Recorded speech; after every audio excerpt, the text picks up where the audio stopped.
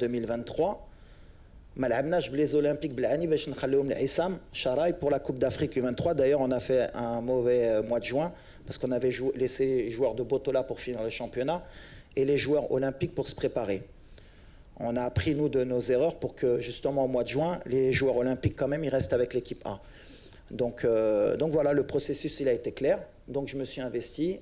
Ce qui m'a dérangé un peu, si on peut aller dans le dérangement, c'est علاش العام اللي فات ملي تلعبت لا كوب دافريك في الدار وكل نهار كنت هنا في السنتر مع عصام وكنت في الستاد وكنت كنهوت التيران حتى واحد ما هضر عليها وحتى واحد ما قال علاش وليد وعلاش un an après il y a eu ce souci. Peu importe, aujourd'hui, maintenant c'est clarifié.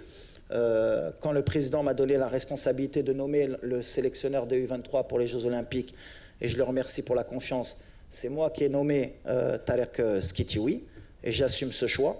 Et j'ai pris la responsabilité de, si ça ne se passait pas bien, bien sûr, de prendre la responsabilité. D'ailleurs, c'était la responsabilité, puisque quand on a perdu un match au JO, c'était la faute du sélectionneur des A.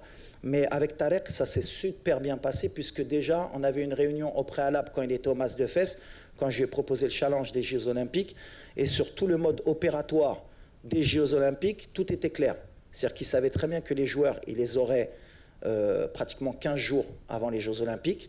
Il savait que les joueurs étaient avec moi, qui travaillaient avec moi et qu'ils allaient les récupérer.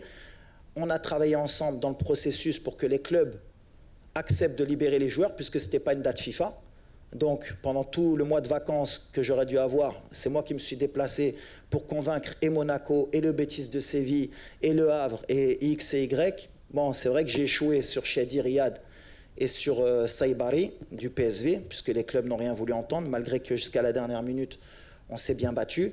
Le fait que Azouzi vienne le 20 avec Bologne, avec bien sûr Marco Di Vaio, avec qui j'ai eu un très bon contact, on a trouvé l'accord alors qu'au début, il ne devait pas le libérer. Donc voilà le processus, comme l'a dit Tarek, il l'a très bien expliqué, comment on a fonctionné pour que le Maroc gagne à la fin. Et en fait, ce qui m'a dérangé dans tout ça, c'est que dans le process, peut-être Makuntouch Wolfin a le processus, dans ce process, c'est le résultat. Est-ce qu'à la fin, on a réussi à être champion d'Afrique et avoir une médaille?